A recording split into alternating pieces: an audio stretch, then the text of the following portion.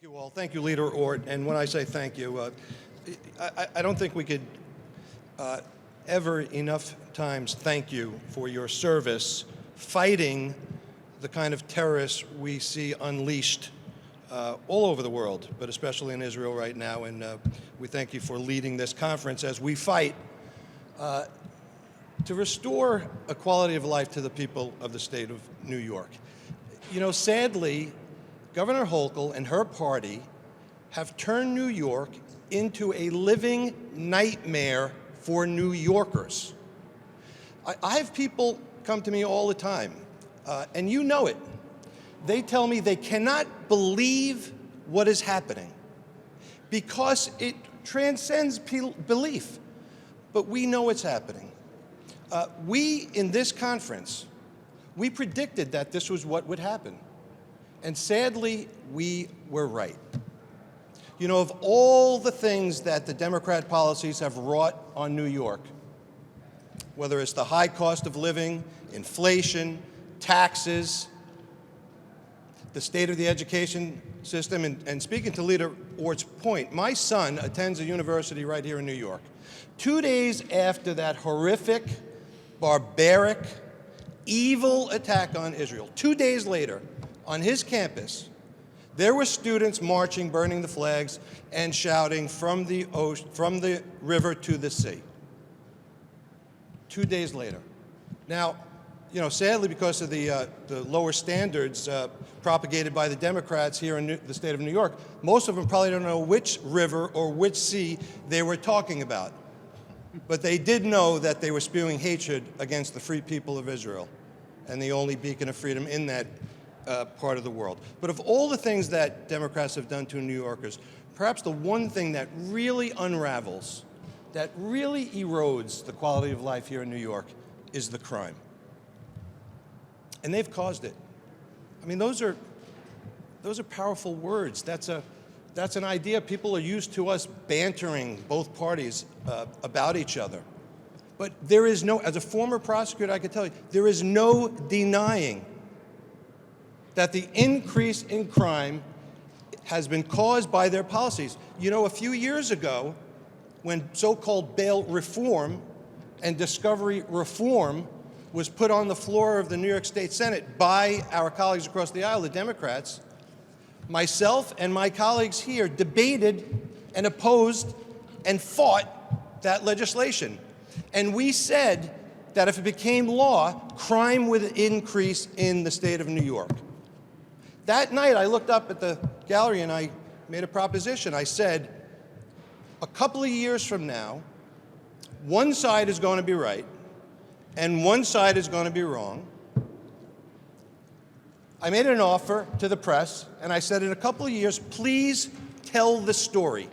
The people of New York deserve to know which policies work and which don't. The people of New York deserve to know who they can trust and who they cannot. There was a young reporter came to me later on and said, you know, I'm going to take you up on that. I'm still waiting for the story. But sadly, we were right. The Democrat Party would rather put handcuffs on the police than on the criminals. And we see that every single day in the state of New York. And I don't care what the color of your skin, what your ethnicity, what your gender, what your party. If you live in a neighborhood where you are afraid to leave your home, well, that just is disgusting. And that's what's happened. And people are starting to see it. You know, Leader Ort talked about the migrant crisis. It's a crisis, yes, but I believe it's a plan. President Biden, Governor Hochul, no one can be this incompetent. It is really not possible. President Biden tells us the borders are closed. What a joke. What a lie. Governor Hochul rolls out the red carpet to people around the world saying, come to New York and we'll give you free homes, free food, free clothes, free phones, free flat-screen TVs, and we're going to hand the taxpayers of New York the bill, and then she acts surprised when people take her up on the offer. And then this is what the Democrats do. They want to use our good qualities, our decency, our compassion. And when I say our, I mean New Yorkers who are good and decent people. They want to use New Yorkers' decency against themselves. They want to say, if you oppose what we're doing here, you're not compassionate. That's what Governor Hochul says. Let me tell you who's not compassionate. It's Governor Hochul and the Democratic Party. On Staten Island, there was a senior home. People who had worked their whole lives contributing toward our community, paid their taxes, followed the law, raised their children, did everything right. Some of them were veterans, like Leader Ort, put their lives on the line so that we could be free. Let me tell you what Governor Hochul and New York City Democrats and President Biden did. You know, the same folks who say you should not be evicted from an apartment without good cause. They threw them out into the street. In the street. They brought in some Bolshevik group of ne'er-do-wells called Home for the Homeless. Look them up. They're probably snickering at some Bolshevik cocktail party right now about all the good they're not doing in New York. They fleeced the taxpayers, took our money, and they moved in people who cut barbed wire and broke into the country. And that's who's living there now. In a neighborhood surrounded by hardworking people whose only crime is that they're American citizens, can't afford the same services that are being delivered to these people. That's not compassion. That's not compassion.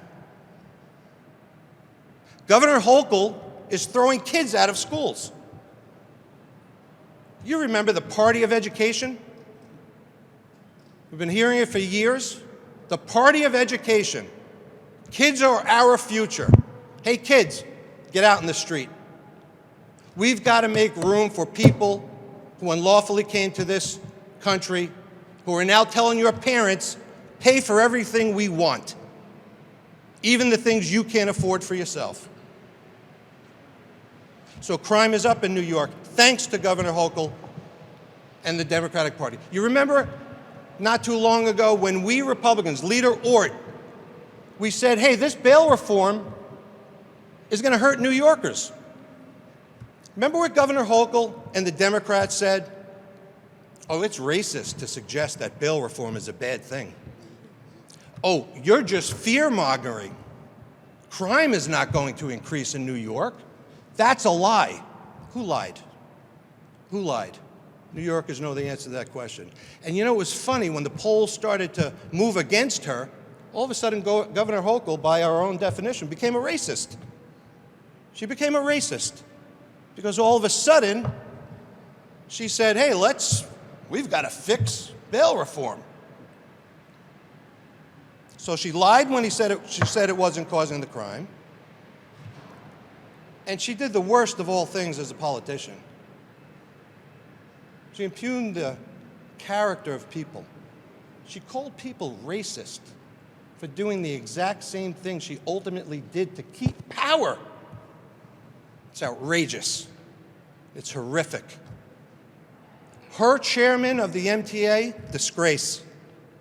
He's out there calling people of Long Island and Staten Island and around the state and the suburbs, he's saying we want pollution because we're against that congestion pricing scheme, that tax on New Yorkers.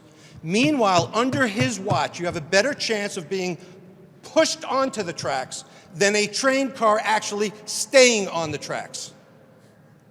He just spent millions of dollars, this is Governor Hochul's friends, millions of dollars of taxpayer dollars on new turnstiles. You remember, that party called turnstiles racist. People can't believe what's happening in New York because it's unbelievable. The new turnstiles, maybe you saw it on the news the other day, put your hand on it, it opens. Presto, magic. No one could be this incompetent. It's a plan. This is about the unraveling of New York, the unraveling of America, because they despise America. They despise freedom. If you don't believe me, come sit in the chamber with all of us. Spend the next few weeks. Sit in the chamber and listen to the debates. I don't care how innocuous the bill might be. It could be about bike lanes. And you'll hear a speech about how evil America is. They despise America, and they're undoing it. Fentanyl. Want to talk about crime? Their answer to crime every once in a while is they'll just yell about, they'll cause crime, their policies, and then they'll prevent people from exercising their constitutional right, leader, to protect ourselves. That's what they talk about when they want to talk about actually making believe they care about crime. What about the thousands of New Yorkers every year who are dying? They're dying. I'm going to end with this. If you want a snapshot of the difference between this party and the Democratic Party, look at the fentanyl crisis. They've rolled out the red carpet. Here's what we as Republicans believe. If you cross our border unlawfully, if you come into New York, if you bring fentanyl, if you sell it to a New Yorker, and that New Yorker dies, we Republicans say you are a murderer. Governor Hochul and the Democratic Party calls you a victim. That's the difference. When we look out the window and we see police cars being flipped over and burned, cars being smashed into Walgreens and storefronts, more burglaries, more robberies, more rapes, more carjacks. When we see that, we say we've got to do something about it. We call those folks criminals. They call them social justice advocate freedom fighters. There is a difference between what we stand for and what they stand for. New Yorkers are figuring it out. We ask New Yorkers to follow our leaders' lead, allow us to fix what is broken, because they've broken New York, but they have not broken the spirit of New Yorkers. New Yorkers are yearning to rise. All they need is good government policies to allow them to thrive.